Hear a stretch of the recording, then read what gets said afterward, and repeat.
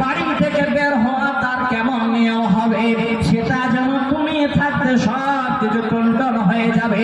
কিন্তু বন্ধুরে, আজকের দিনে এমন একটা যেন দুর্দশা আমাদের কাছে চলে এসেছে। আমাদের বিবি যারে তার সঙ্গে, যেমন লোকের সঙ্গে, ফেরিয়ালার সঙ্গে, দেখবেন অনেক কিছুই রকমের জন্য লোকের সঙ্গে খোলা মেলায় কথা বলার জন্য তারা কোনো দ্বিধাবোধ করে না।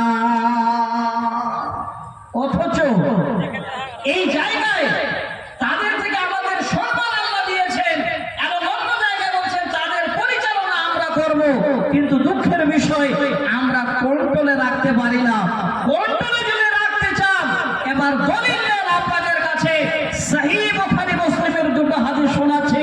তার আগে একটা হাদিস আমার মায়েদের বলবো, মা জননী আপনারা একটু মনোযোগ সহকারে শুনবেন। আল্লাহ রাসূলের কাছে একদিন একটা মহিলা গিয়ে হাজির। তিনি কে? হাদিসের রাবী হযরত হুসাইন বিন মিহসান রাদিয়াল্লাহু তাআলা আনহু। তিনি হাদিসটা বর্ণনা দিচ্ছেন। তিনি বলেন যে আমি আমার ফুপিকে দেখলাম, আমার ফুপি আল্লাহ রাসূলের কাছে গিয়ে হাজির হলেন। নিজের ফুপি তার সমস্ত কর্ম সেরে আল্লাহ রাসূলের কাছে গিয়ে হাজির। নবীজি আমার এবার কিছুক্ষণ বাদে জিজ্ঞাসা করেন, ওরে আল্লাহর বান্দি, ওরে হুসাইন বিন মিহসানের ফুপি, তুমি আমার কাছে এসেছো, আমি আজকে তোমার কাছে জানতে চাই, আচ্ছা বলো তো স্বামী, তোমার স্বামী তোমার ঘরে বেঁচে আছে কিনা? ওরে মামা, যারা পর্দার আড়ালে বসে আছেন একটু কর্ণপাত করে শুনবেন। আপনার স্বামী ঘরে আছে, আপনার স্বামী বাড়িতে আছে, তারপরও যেখানে আপনি গলিতে যেন দাঁড়িয়ে কথা বলেন, আপনি ফেরিয়ালার সঙ্গে কথা বলেন, আপনি গ্রামের অন্য লোকের সঙ্গে কথা বলেন, আপনি অন্য মানুষের সঙ্গে হাসাহাসি করেন, একবার মনে রাখুন, হাদিসটাকে কর্ণপাত করেন। আল্লাহর নবী বলেন, হে আল্লাহর বান্দী রে, তোমার স্বামী বেঁচে আছে কিনা আমি তোমার কাছে শুনতে চাই। এবার হুসাইন বিন মিহসানের ফুপি যেন বলেন, নবী গো, আমার স্বামী বর্তমান, আমার স্বামী জীবিত আছে। সঙ্গে বলেন, হে আল্লাহর বান্দী, আমি তোমার কাছে জানতে চাই, তুমি তোমার স্বামীর সঙ্গে কেমন ব্যবহার করো, তোমার স্বামীর সঙ্গে তুমি কেমন চলাফেরা করো। এবার তিনি আল্লাহর বান্দী বলেন, ওগো আল্লাহর নবী, আমার স্বামীর আমি খিদমত করতে কমতি করি না, কোন সময়ের জন্য যেন কোনো ত্রুটি আমি থাকতে দিই না। কিন্তু নবীজি, এমন সময় হয়ে যায় আমি আজিজ হয়ে যাই, আর আমি যা আমার স্বামীর খিদমত করি তার কিছুই যেন আমার স্বামী আমার খিদমত করে না, আমার দিকে এই রকমের যেন ভালো নজরও তাকায় না।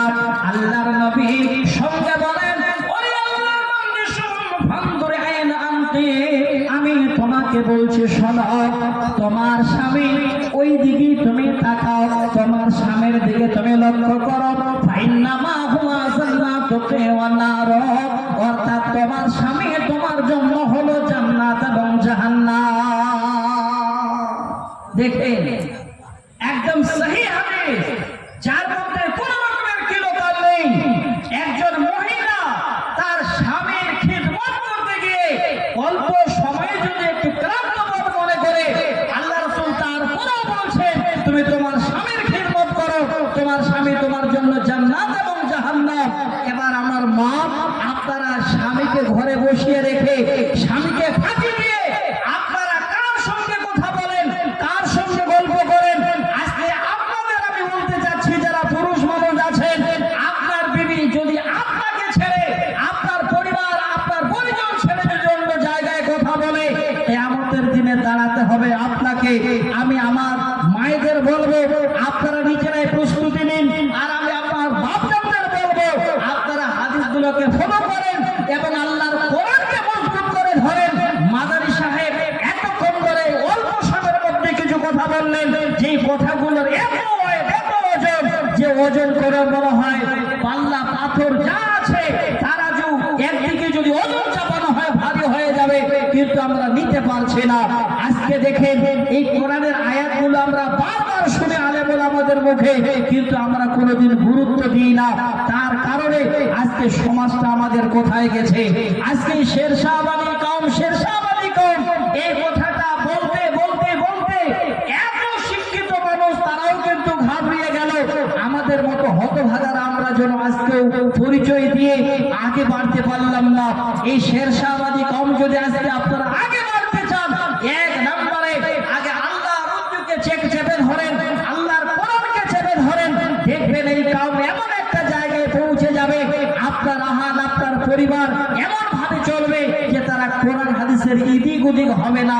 একটি বুখারীর হাদিস শোনাচ্ছে, সহিহ বুখারীর প্রথম খণ্ডে 3113 নম্বর হাদিস, যে হাদিসের মধ্যে আজকে আমি আপনাদের সামনে যে কবিতা আবৃত্তি নিয়ে তিনটা আজকে উপস্থিত হয়েছে। একটা কবিতা বলা আমার তাকরীরের আগে আপনাদের শোনালাম, তবে শোনার নিয়মটা এইভাবে ছিল না। একটা করে কোরআনের আয়াত, একটা হাদিস দিয়ে 4টা লাইন শোনালে আপনারা বেশি বুঝতে পারবেন। আপনাদের শুধু বুঝাবার জন্য আগে কবিতাটা বলে দিয়েছি, এবার দুটো কবিতা আর শোনাবো, হাদিসটা শোনাচ্ছি। আজকে যারা এখানে আপনারা বসে আছেন, দেখেন আজকে আমাদের সমাজ কোথায় চলে গেছে। আল্লাহ রাসূলের মেয়ে হযরত ফাতেমাতুল জোহরা রাদিয়াল্লাহু তাআলা আনহা, তিনাকে এবার বিয়ে দিচ্ছেন কে? আল্লাহর নবী জনাবে মুহাম্মদ রাসূলুল্লাহ সাল্লাল্লাহু আলাইহি ওয়াসাল্লাম হযরত আলীর সঙ্গে। দেখেন জামাই খুঁজে নিলেন তাকে, নিজের গোত্রে, নিজের চাচাতো ভাই। এবার সেই আলীর সঙ্গে ফাতেমার বিয়ে হলো। লম্বা বলছি না, চট করে বলি, সহিহ বুখারী মুসলিমের হাদিস। এবার ফাতেমা যখন ঘরে গেছে, হযরতে ফাতেমা তো নবীর মেয়ে, হযরতে ফাতেমার সম্মান কত হাদিসে এত বড় সম্মান দেওয়া হয়েছে। আল্লাহ রাসূল বলেছেন, ফাতেমা তুমি তো হলে সমস্ত মেয়েদের সর্দারনি জান্নাতে। সেই ফাতেমা হযরত আলীর ঘরে গেছে, অর্থাৎ স্বামীর ঘরে গেছে। যাওয়ার পরে কোনো আওয়াজ নেই, চুপচাপ করে স্বামীর ঘরে যেভাবে যা জুটে সেইভাবে কর্ম করে স্বামীর সঙ্গে সময় কাটায়।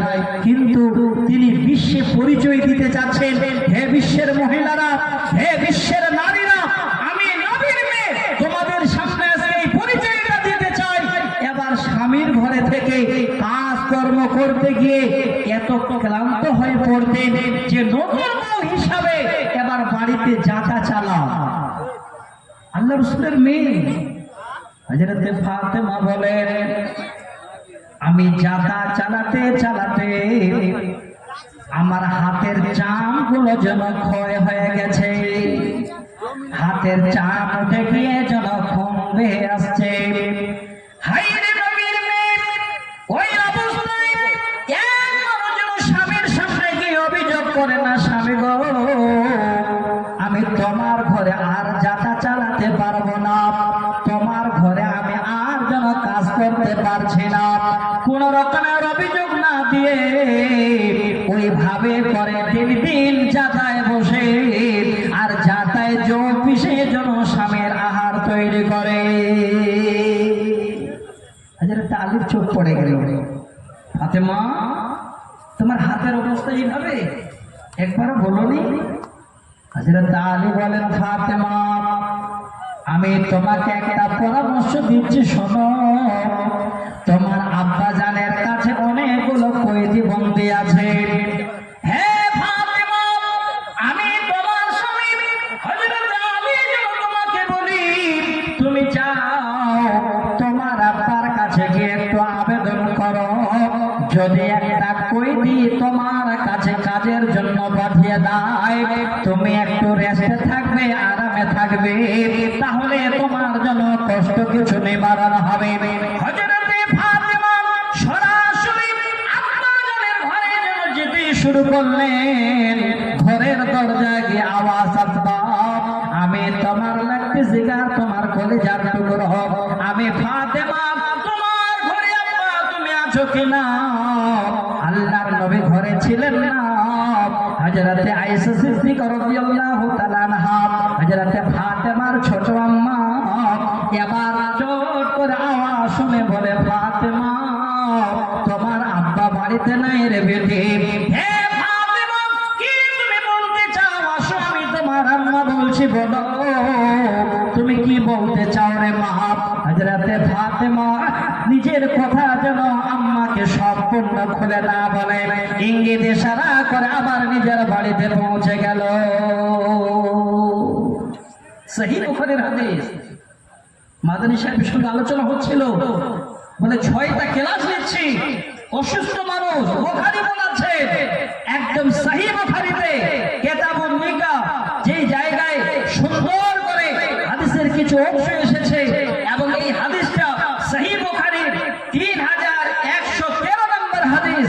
হযরতে ফাতেমা বলছেন, এবার কি করলাম, বাড়ি ফিরে আসলাম, পরিশেষে আমার আব্বা বাড়ি গেলেন, আমার খবর শুনে আর বাড়ি না থেমে সরাসরি আমার ঘরে এসে বলছেন, ফাতেমা তুমি নাকি আমার কাছে গিয়েছিলে, কি খবর বলো?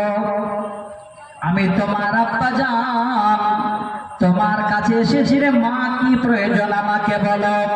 ফাতেমা বলেন, আব্বা এমন বেশি কিছু প্রয়োজন ছিল না, আমি আপনার কাছে গিয়েছিলাম শুধুমাত্র একটা কাইদি নেওয়ার জন্য।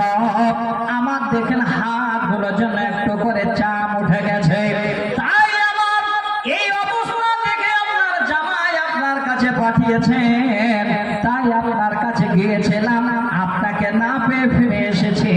আব্বা যা নিজের মেয়ের হাত দেখে দেখেন কত যেন পৃথিবীর বুকে নজর রেখে গেছেন, কত বড় মেয়েকে দেখার পর পৃথিবীর বুকে স্মৃতি রেখে গেছেন। সঙ্গে বলেন, ফাতেমা শোনো, আমি তোমার আব্বা বলি, আজকের দিনে যদি একটা কইদির থেকে দাসের থেকে তোমাকে উত্তম কোন উপহার দিতে চাই, তাতে তুমি নিতে রাজি আছো কিনা? ফাতেমা বলেন, আব্বা জান এতে আমার কোন রকমের জন্য আপত্তি নাই। আব্বা জান এবার মেয়ের হাত দেখার পরে হোক সুন্দর করে উপহার দিচ্ছেন। বলে, বেটিরে যখন তোমরা স্বামী স্ত্রী ওই ঘরে বিছানায় শুইতে যাবে রে বেটি, শোয়ার সময় 33 বার সুবহানাল্লাহ, 33 বার আলহামদুলিল্লাহ, 34 বার আল্লাহু আকবার। पंडाल में जो लोग गमछा लेकर घूम रहा है वो गमछा लेकर घूमना शुरू कर दे, और लेडीज पंडाल में भी जिन लोगों को जिम्मेदारी दिया गया है वो लोग भी अपनी जिम्मेदारी बाखूबी निभाएं। আল্লাহর নবী এবার মেয়েকে শিক্ষা দিচ্ছে, দেখো 33 বার সুবহানাল্লাহ, 33 বার আলহামদুলিল্লাহ আর 34 বার আল্লাহু আকবার বলে মেয়েটি শুয়ে যাবে, আল্লাহর কাছে দাসীর থেকে অনেক বড় উপহার পাবে। তাহলে একবার ভেবে দেখেন, আজকে আমরা নিজেরাই যদি এই হাদিসটাকে ফলো করি তাহলে বুঝতে পারবো যে আমাদের বিবি আমাদের কাছে কিভাবে থাকবে, আমাদের বিবি আমাদের কিভাবে আয়ত্তে থাকবে। যে শিক্ষা আল্লাহ রাসূল নিজের মেয়েকে দিয়ে গেলেন, কিন্তু এত বিশৃঙ্খল, এত বেহায়া বর্তমানে যে রাস্তাঘাটে চলা যাচ্ছে না। তো বন্ধু, আল্লাহ রাব্বুল আলামিনকে পাওয়ার জন্য, আল্লাহর জান্নাত পাওয়ার জন্য কিছু নেকি উপার্জন করতে হবে। নেকি যদি উপার্জন না করতে পারি তাহলে কিন্তু আমাদের পরকাল অন্ধকার হয়ে যাবে।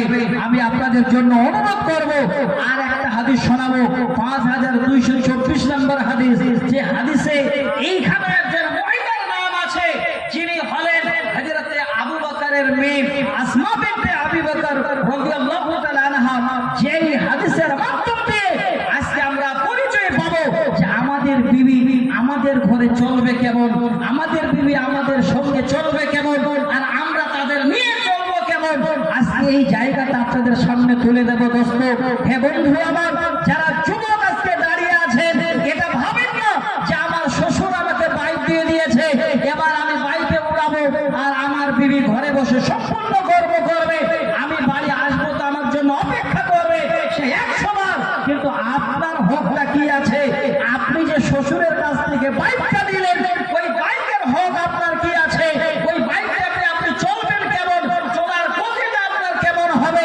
দ্বিতীয় একটা কবিতা আপনাদের সামনে তুলে দেব, তবে একবার অনুরোধ করব আজকে আপনাদের সকলের কাছে, হে বন্ধু, হে আমার ভাই, হে আমার সমস্ত জনসাধারণ, আজকে এই মাটিতে এই মসজিদের জন্য যে আশা আকাঙ্ক্ষা নিয়ে এই কমিটি আপনাদের কাছে দাঁড়িয়ে আছেন, একটু আগে এলান শুনলেন, আজকে যারা চাঁদা দেওয়ার জন্য মানসিকতা নিয়ে আছেন, আপনারা ভেবে নেন যে আল্লাহ কিয়ামতের দিনে এই চাঁদার বদৌলতে যেন সেদিন আল্লাহ তোমার আরশের ছায়ায় পায়।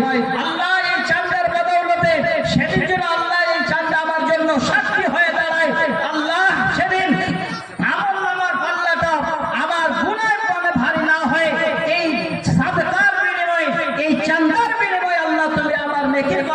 ভারী করে দিয়ে জান্নাতের দিকে যাওয়ার রাস্তাটা আল্লাহ তুমি জারিয়া বানিয়ে দিও। এই আশা আকাঙ্ক্ষা নিয়ে আপনারা একটু মানসিক ভাবে তৈরি থাকবেন। আমি অনুরোধ করছি আপনাদের কাছে, আজকে আপনারা আমার যুবক ভাইরা, আমি আপনাদের দাওয়াত দিচ্ছি যে আজকে আপনার শ্বশুরের বেটি আপনার কাছে থাকবে কেমন, আপনার শ্বশুরের বেটি আপনার সঙ্গে চলবে কেমন, আপনি আপনার স্ত্রীর সঙ্গে চলবেন কেমন। তবে খালি বাইকটা নিয়ে উড়াবেন, এবার স্ত্রীকে নিয়ে কোথাও কাঠিহার, কোথাও ফুল নিয়ে যাবেন, মাঝে মধ্যে পিছনে ফেলে আবার কাউকে উঠাবেন, এইটা করতে যাবেন না। নচেত এত বড় বিপদ হবে যেটা আমাদের দক্ষিণ দিনাজপুরে হয়ে গেল। একদম স্বয়ং নিজ এলাকায় এত বড় দূরদর্শী, এত বড় সাহস একজন মহিলা আপনার আমার মতো একটা ছেলেকে একদম রাস্তায় ফেলে দিয়ে পুরো বাইকটা নিয়ে উদাও হয়ে গেল। একবার ভেবে দেখেন, অন্য কাউকে তুলবেন না। তো আমি অনুরোধ করব, একটা হাদিস আর শোনাচ্ছি আপনাদের কাছে, সময়টা আমি লক্ষ্য রাখছি। এই চাদরগুলো যে আপনাদের কাছে যাচ্ছে, মনে করেন এটা কারো তরফ থেকে নয়, আল্লাহর তরফ থেকে। আল্লাহ বলছেন, ও আম্মাস সাইলা ফালা তানহার, যদি কেউ হাত বাড়ায় খালি হাত ফেরত দিও না।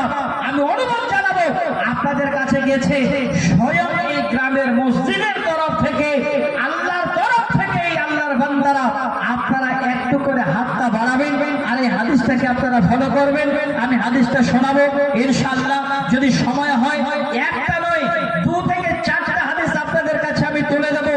আশা করি 2-3-4টা হাদিসের মধ্য দিয়ে আমরা উপলব্ধি করতে পারবো যে আমাদের সংসার যাবে কোথায়, আমাদের পরিবার যাবে কোথায়, আমাদের পরিবারকে নিয়ে আমরা আগাবো কোথায়, আমার মায়েরা আজকে আমাদের ছেলেপেলেকে দেখবে কেমন, আপনার দিকে আকর্ষণ করে তাকাবেন কেমন।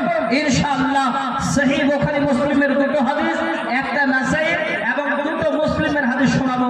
আলহামদুলিল্লাহ, ওইদিকে চাদর পাঠিয়েছি, তার আগে কিন্তু হাতে আবার কিছু টাকা নিয়ে এসে হাজির। যাক, আপনারা যারা এখানে বসে আছেন, আমি অনুরোধ জানাবো আল্লাহর তরফ থেকে আজকে আমি আপনাদের কাছে 5-7 মিনিট আপনাদের এই সমস্ত মানুষদের কাছে আবেদন করব, আল্লাহর ঘরের জন্য কেউ পিছু হবেন না বন্ধু। আজকে যদি দিয়ে দিতে পারেন, এটা কিয়ামতের দিনে আপনার কাজ দেবে। কবরে আপনার গর্বিকে, কবরের আযাবকে আল্লাহর তরফ থেকে বন্ধ হবে। হাসরের ময়দানে আপনার যেন বিশাল কিয়ামতের দিনে সেই সূর্যের ছায়া থেকে বাঁচাবে এই সাদকায়ে জারিয়া।